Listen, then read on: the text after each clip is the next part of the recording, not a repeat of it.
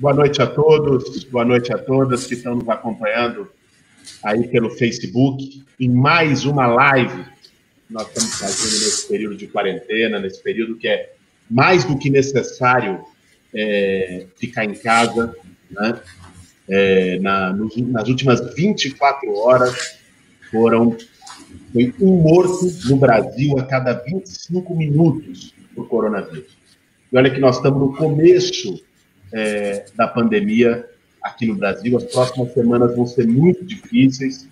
Definitivamente não é uma gripezinha, é a maior pandemia do século e exige da gente ter os cuidados básicos, seguir as orientações, não desinformar e, por isso, ficar no isolamento social e ficar em casa.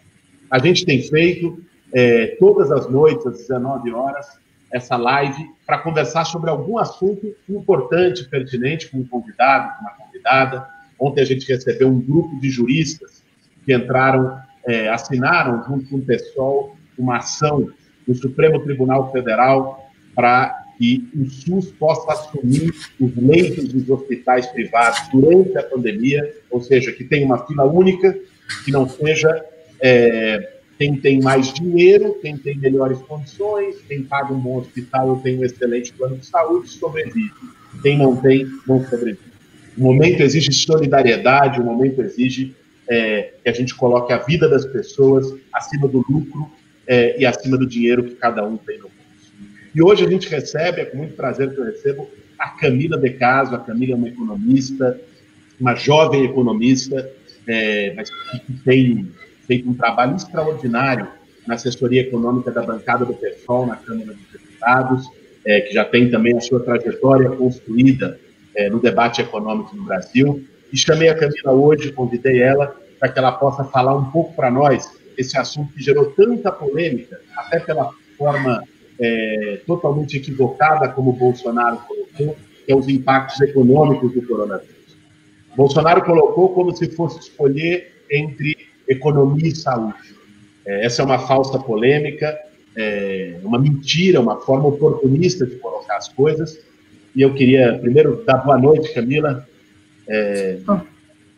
e te pedir já que entrasse diretamente no tema e falasse com a gente um pouquinho sobre os impactos econômicos do coronavírus e sobre essa falácia de contrapor a economia à saúde pública e à vida das pessoas. Boa noite e obrigado por estar com a gente aqui hoje.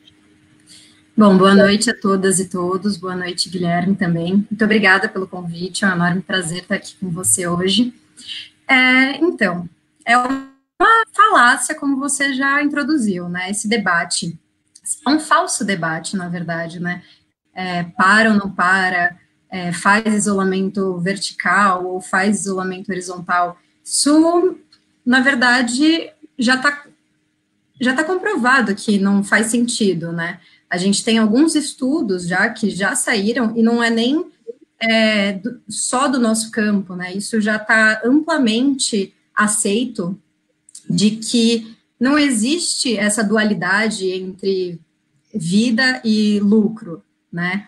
E até mesmo porque é uma falsa dualidade. O IPEA soltou um estudo recente que mostra que sim, 3 meses de paralisação, a gente vai ter uma queda do PIB, já que deve apontar já nesse segundo trimestre, mas que se não fizer isso, o impacto, a recessão pode ser muito pior, né? A gente está falando aí não só de perdas de vida, que não tem como voltar, não tem como reverter essa tendência de perda, né? Uma vez já a iminência da morte, agora a tendência de lucro a gente consegue, né? A gente consegue reverter essa queda brusca que vai acontecer. A gente está vendo a economia mundial já deu sinais de uma recessão. Se a gente pegar aqui, só para concluir a parte do IPEA. Então, a gente teve esse estudo do IPEA que mostra que 3 meses de paralisação vai ter uma queda do PIB, mas que, se não colocar isso, a queda é muito pior. A FGV também, já com parâmetros um pouco conservadores, mas bem reais, já mostra também que uma queda para o PIB de 2020 deve ser de 5%. Só que, se a gente não lembrando que nesses trimestres de agora, né, o segundo trimestre e o primeiro, o impacto deve ser muito mais forte, beirando aí uma queda de 9%, mas que, se não paralisar agora, depois, a pandemia, ela vai ter um tempo muito maior. Então, reverter essa queda vai ser muito mais difícil. Então, a gente tem aí, por exemplo, os países a China. Vou colocar primeiro a China. A China, a gente teve, primeiro que teve o dado hoje, dessa semana, na verdade, a gente teve o PMI, é uma sondagem da atividade, né? Então, ele é divulgado mensalmente, e a gente peguei aqui o PMI industrial. O dado de março, ele está num campo contracionista. Então, a gente teve apesar de que o processo de recuperação da economia chinesa já tem se mostrado, e é uma verdade, mas eles também já estão esperando uma segunda onda da pandemia, né? E aí, e o processo de recuperação também, ele tem se dado muito mais em setores que não há contato social. Então, os setores que ainda conta com, que tem muito contato social, por exemplo, shoppings, setor de serviços, ainda não teve uma recuperação. E aí, o que a gente teve dos dados realizados, né? Porque os dados realizados sempre têm um certo atraso na divulgação, por obviedades. Então, a gente teve o dado da China, de industrial, de março, ele já mostra uma contração da indústria chinesa. Então, ele ficou abaixo de 50, o patamar de 50, e mostrando aí uma contração. E os Estados Unidos também, a gente está com... teve hoje um dirigente do Fed falando também, corroborando com a visão do IPEA, de que o segundo trimestre vai ter uma recessão. Esse é um dirigente, o Fed, ele não... O Banco Central dos Estados Unidos, né? Ele não tem a forma e o regulamento como aqui o brasileiro. Então, ele tem vários diretores. Um deles, que é o Eric Rosengren, não sei se falei o sobrenome correto, mas ele já mostra que é evidente que vai ter uma recessão no segundo trimestre nos Estados Unidos. E o James Bullard, que é também outro dirigente do Fed, ele mostra que a taxa de desemprego, a estimativa dele é que possa chegar a taxa de desemprego nos Estados Unidos a 42% no segundo trimestre. Esses dados foram divulgados entre ontem e hoje. Aí, hoje, essas estimativas, né? Hoje, a gente já teve o dado dos Estados Unidos de mais de 6 milhões de desempregados, né? Então, mostrando aí que está muito condizente com todas as estimativas do Banco Central Europeu, ou americano, e também a gente tem que lembrar o que os Estados Unidos estava fazendo antes, né? Veio numa queda do investimento em saúde, e com o Trump no início falando também bem no tom, né, do que o presidente daqui, o Bolsonaro, fez, de minimizar os impactos da pandemia e também descredibilizar o isolamento social.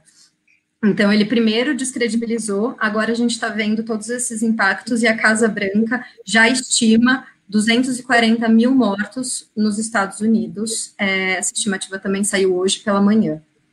Então, assim, os dados também da Europa não mostram uma recuperação. A gente está vendo um cenário muito difícil lá fora, um cenário econômico muito difícil, e aqui dentro é isso, a gente vai ter, sim, uma queda da atividade econômica, que não tem como não acontecer, mas a gente pode fazer uma coisa, que não tornar essa queda da atividade muito mais brusca e ainda preservar vidas, né, que eu acho que é o momento do que você tem falado bastante, é um momento de solidariedade, é um momento onde a gente tem que repensar políticas de Estado, onde o Estado tem que ser grande e tomar a proteção da população, né, porque senão, se a gente não fizer o isolamento social, se a gente fizer completamente sem noção, esse isolamento vertical que poucos lugares tentaram, e todos os lugares que tentaram não foi bom, né? Então, o resultado foram milhões, foram milhares de mortes ao redor do mundo. Não, importante, Camila, você trazer esses dados para a gente, mostrando, é evidente, né, que com uma pandemia dessa, com os efeitos que ela tem, você vai ter uma recessão global. O que nós não podemos dimensionar ainda agora são os números, se o PIB vai cair 3%, 5%, 7% no Brasil, em outros países do mundo, mas é evidente que com a necessária forma de combate ao contágio do coronavírus, que é o isolamento social, isso tem um impacto econômico. Agora, o que nós vimos nas últimas semanas foi uma repentina mudança de pensamento dos neoliberais, né, daqueles que passaram os últimos anos e até as últimas décadas dizendo todos os dias, sem parar, que o Estado era inchado, que tinha que cortar gastos, né, que o centro de tudo era equilíbrio fiscal, que o Estado não deveria ter qualquer tipo de papel na economia, que essa era uma visão ultrapassada. De repente, não mais que de repente, né, um mês depois, todos eles entraram num consenso sobre o papel do Estado na economia, sobre a importância do investimento público para superar a crise do coronavírus. Esse verdadeiro milagre produzido no pensamento econômico, por outro lado, também não deve fazer com que a gente se iluda tanto, porque muitos querem o Estado para salvar os seus negócios, para salvar o sistema financeiro, para salvar as grandes corporações e dar alguma migalhinha para os trabalhadores e para os empregados não morrerem nesse período. Nós vimos, aliás, estamos vendo aqui no Brasil o quanto está sendo difícil o Bolsonaro e o Paulo Guedes regulamentarem a renda básica que foi aprovada contra a vontade deles no Congresso Nacional, de R$600 por pessoa, podendo chegar a 1.200 na família, e como foi tão fácil o Banco Central aprovar um socorro de 1,2 trilhão de reais para o sistema financeiro. Então, existe um debate agora de quem se salva, né? De para onde vai o dinheiro. Nós vencemos uma certa ideia, pelo menos provisoriamente, de que o Estado não deveria ter papel nenhum, de que era equilíbrio fiscal acima de tudo, teto de gastos acima de todos, e agora nós temos uma questão de para onde vai. Hoje mesmo está tendo debate de uma medida provisória, que eles estão chamando de orçamento de guerra, que, aliás, o Bolsonaro e o Paulo Guedes condicionaram, de maneira cruel, perversa, o pagamento dos R$600 por família, a aprovação dessa MP, que, dentre outras definições, coloca uma possibilidade de demissão, de redução, na verdade, redução da jornada a zero, com corte de salários, fazendo uma compensação pelo seguro-desemprego. Então, eu queria te perguntar duas coisas em relação a isso, Camila. Uma é sobre o papel do Estado e o quanto se voltou o debate do papel protagonista do Estado para sair dessa crise, que conclusões que a gente pode tirar disso, e outra mais especificamente sobre essa MP do orçamento de guerra, assim chamada pelo Bolsonaro e pelo Paulo Guedes, o que isso significa do ponto de vista, o que pode significar do ponto de vista de perda de renda para os trabalhadores brasileiros durante a pandemia. Tá bom. Então, vamos separar aqui as medidas que a gente pode ter de curto prazo e as medidas de longo prazo, né, de pensar o Estado. Então, no curto prazo, até vou puxar uns dados que eu não coloquei antes, essa medida do tipo, a gente precisa colocar quanto Estado, quanto política de Estado, isolamento social, né, a primeira medida. Por quê? A gente pega os dados do IBGE, são mais de 11 milhões de brasileiros que vivem em imóveis com mais de 3 pessoas por dormitório. Quando a gente pega, tem um estudo também da London Business School que mostra por que aconteceu, por que as mortes na Itália foram tão altas e na Alemanha, por acaso, não, né? Por exemplo, não. A integração de jovens e velhos na sociedade, né, italiana é muito maior do que a sociedade alemã. Então, e no Brasil, a gente vê que tem um dado que mostra que 17,7% dos jovens até 39 anos moram com idosos. Então, assim, se a gente não adotar essa medida, vai ser a primeira. A gente precisa adotar essa medida, porque é a primeira que pode ter causas, pode ter um efeito na nossa vida de mortes, que é real, concreta, né? Agora, quanto a medidas econômicas, primeira coisa, esse debate, fico feliz até de muitos economistas liberais terem vindo para o nosso lado, né, corroborado com o debate de que o Estado tem agora a possibilidade de sim se endividar ou gastar mais ou investir mais. Fico muito feliz que venham para essa narrativa, mas a gente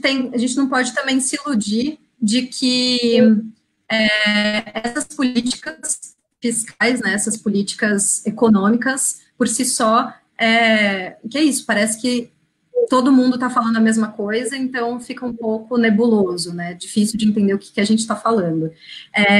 O Estado brasileiro, principalmente, apesar de ser uma economia periférica, ele tem plena capacidade de aumentar seu investimento público. A gente não tem problema de investimento público, a gente não tem, hoje, falando, a gente não tem um problema de financiamento.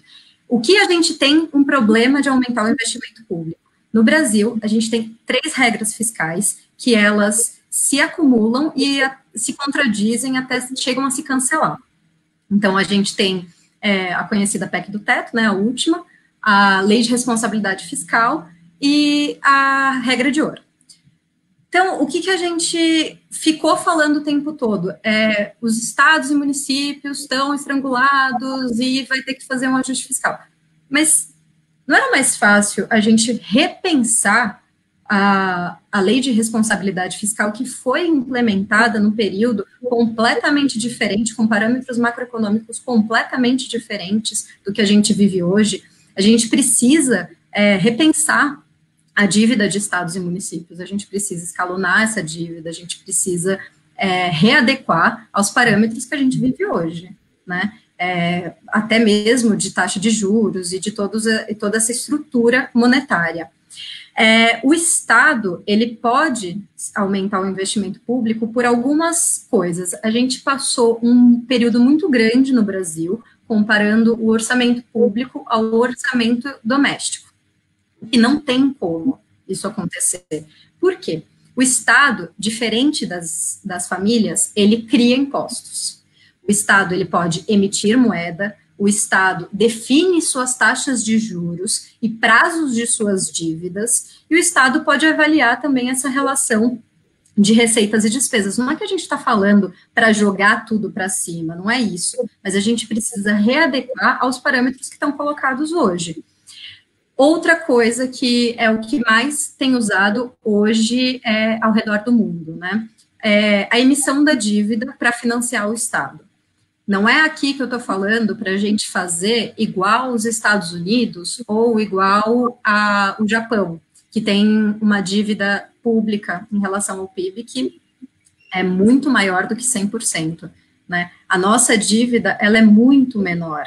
Então, assim, a gente pode aumentar um pouco, aumentar a emissão de dívida para financiar o Estado, mesmo porque, se agora temos economistas amplamente aceito de que essas medidas de emissão e de aumento do investimento público fazem com que se reduza a queda do PIB, ou seja, você está aumentando o PIB. E esse endividamento, ele é o estoque da dívida, é uma razão, né, do estoque da dívida sobre o PIB. Então, esse endividamento, ele aumenta no curto prazo, mas ele tende a diminuir a partir do momento que você tem um reaquecimento econômico, né, a partir do momento que o PIB volta a se adequar. O que não faz sentido é a gente estrangular pessoas, famílias, para não estrangular o endividamento, sendo que é muito importante a gente lembrar também que temos reservas, né? as reservas aqui nesse ponto, e aí a gente tem um amplo debate também, até mesmo dentro dos partidos que compõem o campo da esquerda, e dentro até dos economistas dos partidos, é um amplo debate se usa as reservas ou não. Na minha visão, eu acho que a gente não deveria utilizar as reservas, mesmo porque esse é o motivo de eu corroborar com o aumento do endividamento. A gente tem um nível de reservas que não faz, a despeito de tudo que a gente passou, reforma trabalhista, reforma da Previdência, PEC do teto, trocar as taxas de juros do BNDES, da TJLP para TLP, a gente fez todas essas medidas sem o FMI nem briscar aqui, né? A gente não tem como os nossos irmãos argentinos, a gente não tem o FMI batendo na nossa porta. E isso que ele bateu na porta do Macri, né? E assim, então, isso mostra que a gente tem um Estado forte e capaz de se financiar a expansão em saúde, expansão na educação, expansão de investimento público, né? Exatamente por isso, a gente tem uma prova que o FMI não está nunca nesse período de precisamos fazer ajuste fiscal interno, mas a gente nunca teve problema, na verdade, externo, nunca não, né? Nesse período recente a gente não tem um problema de investimento, um problema de financiamento externo. Então, assim, qual é também a grande diferença, né, do que está colocado aqui? Vou só... você pediu para falar também sobre o que está passando agora no Congresso, né? A gente... de guerra. Isso. A MP... Primeiro que eu discordo um pouco até de colocar essa forma, né? PEC, a MP do orçamento de guerra. Porque é diferente de um momento... Claro, a gente está num momento de pandemia, a gente está num momento, né, de guerra, né? Que a gente está tentando preservar os idosos, os familiares, e de algo que a gente não consegue tangenciar, né? Então, tem esse sentimento de guerra, mas economicamente falando, ela é muito diferente. Porque no momento de guerra, a gente tem criação de postos de emprego, né? A gente não tem essa destruição que a gente está vendo agora. E a gente tem mais investimento público, e no Brasil a gente está vendo o contrário. E assim, parte dessa MP, e aí você colocou muito bem, é curioso, né, que o Bolsonaro, ele coloca que para sancionar R$600 para as famílias que mais precisam agora, para fazer um isolamento social, você precisa ter renda. Você precisa, ter uma casa, e 2, ter renda. Porque senão ninguém vai ficar morrendo de fome dentro de casa. Você vai precisar de uma renda para te manter dentro de casa, para manter essa população dentro de casa. E é o que todos os países estão fazendo. Mas ele coloca que só pode ser aprovado caso essa outra MP seja aprovada, né, do plano, tanto o plano Mansueto quanto a PEC do orçamento de guerra.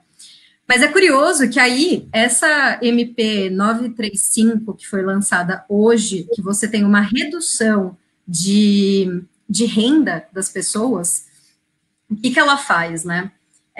A gente tem que lembrar até o que está acontecendo no Brasil desde que o ajuste fiscal foi implementado, né, então, em 2015, mas principalmente com a entrada do governo Bolsonaro, o discurso da reforma da Previdência, por exemplo, era, não, a reforma da Previdência vai diminuir a desigualdade no Brasil, vai ter uma distribuição de renda. Até não é tão mentira isso, mas como? Você polariza a renda, você diminui muito os de baixo e aumenta muito os de cima. E isso, você diminui a desigualdade fazendo com que tenha mais pobreza. Você não diminui a desigualdade distribuindo a renda entre todos e principalmente entre a parte de cima para de baixo. Você distribui com a renda do médio para baixo. E essa MP 935, ela faz a mesma coisa. Então, peguei aqui um exemplo. Por exemplo, os trabalhadores que recebem R$6.000, eles vão ter uma redução, não é do salário, mas do seguro-desemprego. Então, você vai ter uma redução de 70% da renda que você vai receber. Então, você chega a receber R$ 3.069, sendo 1.800 da empresa e 1.270 do governo. Então, você parte de novo dessa lógica de achatar todo mundo e polarizar a renda. E é curioso que, para colocar o benefício da renda básica emergencial, que não é um corona voucher, como eles estão chamando, né, porque o voucher não é essa lógica de voucher até na economia, na política econômica, o que eles estão colocando? Para dar os R$ 600, eles estão atrelando a essa PEC, mas para a redução dessa de 70% dos rendimentos, eles já fizeram remanejamento orçamentário, que vale também reforçar isso, né? Só as medidas de política monetária, só as medidas de crédito que estão sendo dinheiro novo, por assim dizer, novos recursos. Todas as outras medidas econômicas que estão sendo implementadas no Brasil, elas não têm recursos novos, ou se tem, é muito irrisório. Todas são remanejamento, às vezes, até mesmo dentro da pasta de saúde, às vezes da pasta de educação para a saúde. Até a gente está vendo cortes de bolsas CAPES brutais, né? E é isso, você coloca, para R$ 600, você não pode colocar mais orçamento, mas para redução de renda, para uma medida que você reduz a renda do trabalhador, da trabalhadora, você coloca, sim, você consegue fazer uma MP, né? Ele soltou hoje a 936 e a 935. A 935 é essa que você colocou da redução, então você vai ter uma redução de 6 mil para um rendimento mensal de 3.069, por exemplo.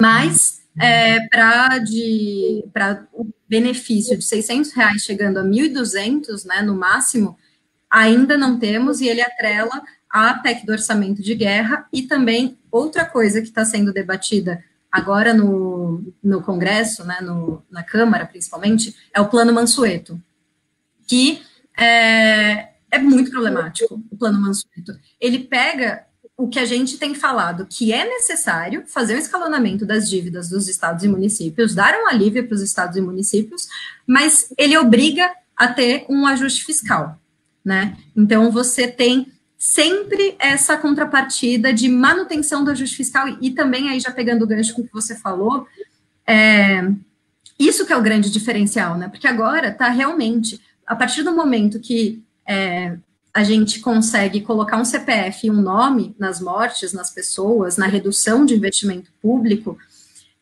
a gente teve muito bem-vindos os economistas que antes eram favoráveis a ajustes fiscais, a implementação, que foram favoráveis à implementação da PEC do teto, agora estão com um discurso diferente.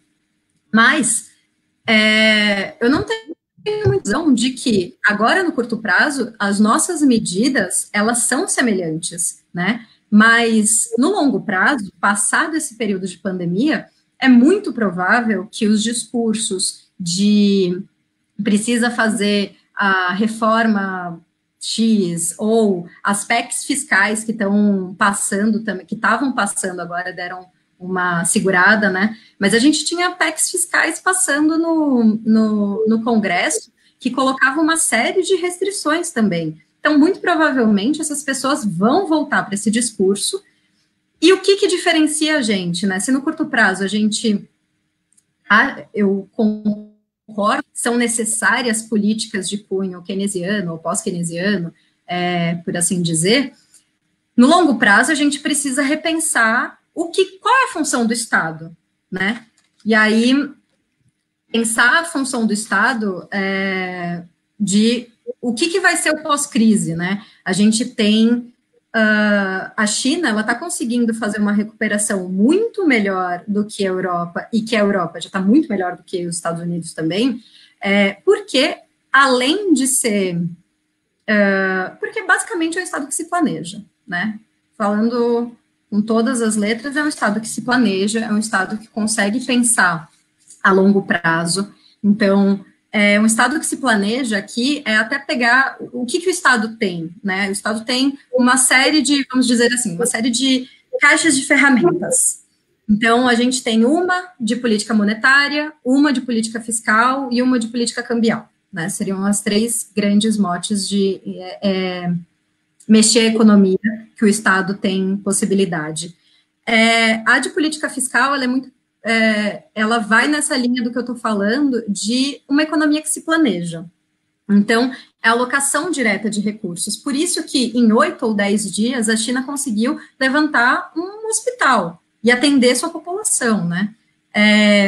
Que vai o oposto da lógica de alocação de recursos de mercado, que é sempre ex post, que é uma lógica privada, que é uma lógica instantânea e separada, né? A gente precisa pensar a política fiscal, que ela já tem em todos os manuais de macroeconomia, isso não é nada muito pensar, não é inventar a roda, né? A política fiscal, ela é estabilizadora, ela é redistributiva e é alocativa de recursos. Então, a partir do momento que você faz essa alocação de recursos de forma planejada, com um Estado forte e que pensa também em manter o seu balanço de pagamentos, manter as contas, por assim dizer, saudáveis, mas muito, muito antes pensar na sociedade. Então, e isso tem também bastante no que foi colocado até no seu programa de campanha de 2018, né, o seu e da Soninha, que era pensar a estrutura produtiva, né, então pensar uma estrutura produtiva que gere renda. A gente precisa de um Estado que gere renda, que gere mais empregos, que atendam uma demanda diversificada de bens e serviços na sociedade, mas também que consiga fazer um planejamento econômico, consiga pensar o Brasil, que tem parâmetros continentais, que consiga pensar esse Estado pelas suas regiões, pelas suas deficiências, pelos seus biomas, precisa respeitar populações tradicionais, quilombolas, trabalhadores e trabalhadoras, e é capaz, né? A gente tem um exemplo no mundo que é capaz de fazer isso, uma economia que se planeja, também levando em consideração toda compatível com biomas e que pense também em liberdades individuais, né? Porque é muito importante também.